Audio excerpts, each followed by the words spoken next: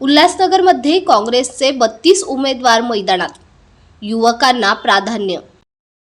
उल्हासनगर महानगरपालिकेच्या निवडणुकीसाठी काँग्रेस पक्षाने 32 उमेदवार निवडणूक रिंगणात उतरवले आहेत। यामध्ये मोठ्या प्रमाणात युवकांना संधी देत काँग्रेसने नव्या नेतृत्वावर विश्वास दाखवला आहे।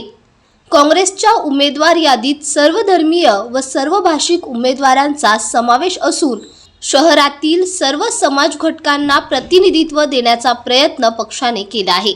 ज्यांच्यासाठी कोणी नाही त्यांच्यासाठी काँग्रेस आहे ही भूमिका घेऊन पक्षाने उमेदवारी जाहीर केल्याचे चित्र आहे।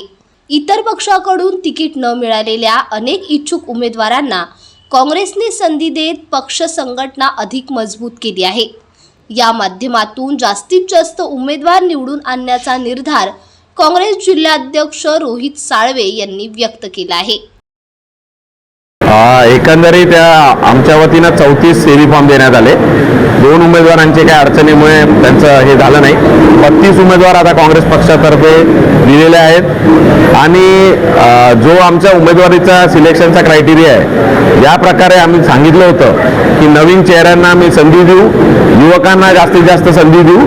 ती संधी या शहरातील सर्व पक्षांमध्ये फक्त काँग्रेस पक्षाने पाळलेली आहे। मॅक्झिमम युवक मला वाटतं 32 मधले 15 युवक जे आहेत ते 35च्या आतले आहेत आणि जे वरिष्ठ ज्येष्ठ बाकीचे उमेदवार आहेत ते पण सगळे चांगले म्हणजे जे सामाजिक लेवलवर काम करत आहे असे उमेदवार आपण दिलेले आहे।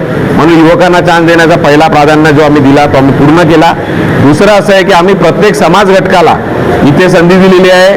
मग सिंधी समाज असेल, मुस्लिम असतील, हिंदू समाज आहे, मराठी आहेत, दलित समाजाचे आहेत, असं सर्व समाजांना समान न्याय देण्याचं काम हे काँग्रेस पक्षाच्या वतीने करण्यात आलेलं आहे।